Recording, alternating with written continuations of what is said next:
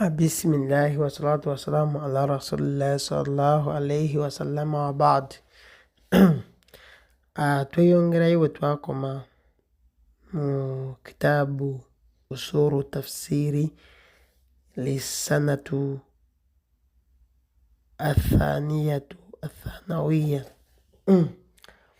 Twakoma mu kitabu kyaffe kya usuru tafsiri mu kitabu kya siniya 5 tugamba nti twali twalaba ebisinga nga tugenda ku awjihu al-ittifaq baina al-Qur'an wal hadithi. Tujja kulaba ko embeera Qur'ani weekwataganiramu ne hadithi ez'ekitiibwa. Qur'an ne hadithi ddi oba mu mbeera ki webikwatagana. Tugamba wano eno nti al-Qur'an al-Karim wal hadithi sharif يتفقان في كونهما وحيا من الله تعالى الذي أوحاه إلى رسوله محمد صلى الله عليه وسلم. تugamba wano eno nti Qur'an yekitiibwa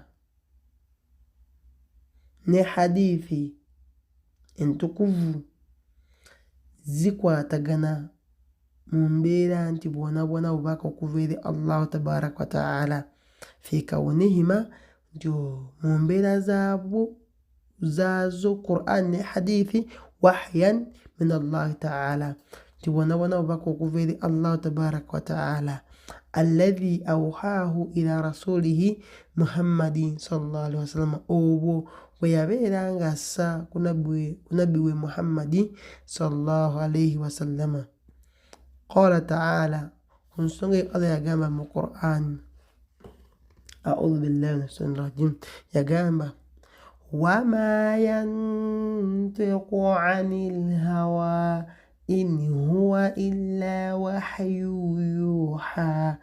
Agamba Allah mu Qur'an mu aya ezo zenva okusoma ebbiri nti wama yantiqu 'anil hawa, yagamba nabbi waffe Muhammadi nti byonna byayogera tayogera kusinziira kwagala kwe, tayogera kusinziira kwagala kwe kwa mutima gwe nti bwatyo bwayagadde ayogere, wabula yagamba Allah nti in huwa illa wahyu yuha, wabula buli kyayogera kyonna bubaka obumussibwako.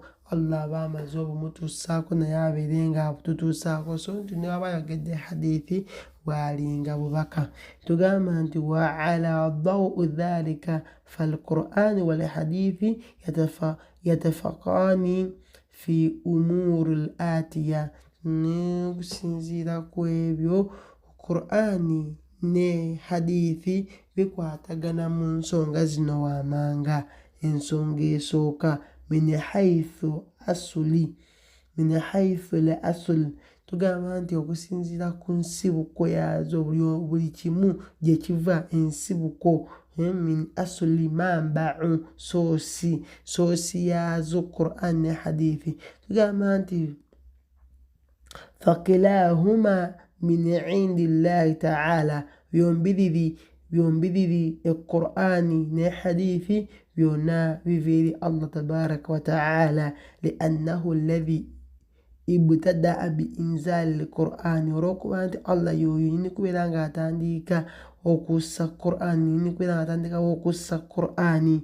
N'agamba nti wa'allama rasulihi Muhammadi sallallahu alaihi wasallam, n'agiyigiriza omubaka we Muhammadi sallallahu alaihi wasallam bayanihi, okunnyonnyola kwayo n'abeera nga agimunnyonnyola, n'amuyigiriza okubeera nga aginnyonnyola, wa tafsirihi, n'okubeera nga ajanjuluza agigeziya abantu babeere nga babitegeera bulungi nnyo nga agitematema.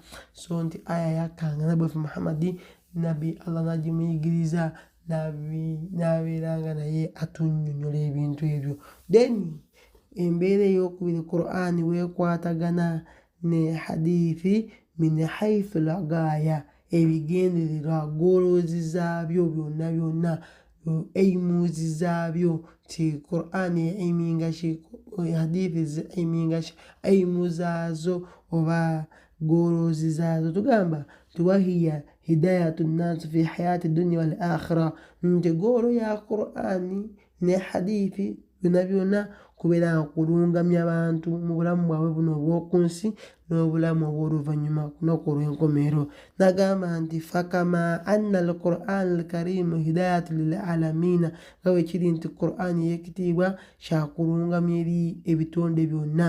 Fakadhalika al-hadithi sharifu, nawe kityo ne hadithi ez'ekitiibwa, hadithi entukuvu ezo, hidayatu lahum, nakyo kyakulungamya eri abantu, kyakulungamya gye tuli ffe abantu. Nagamba nti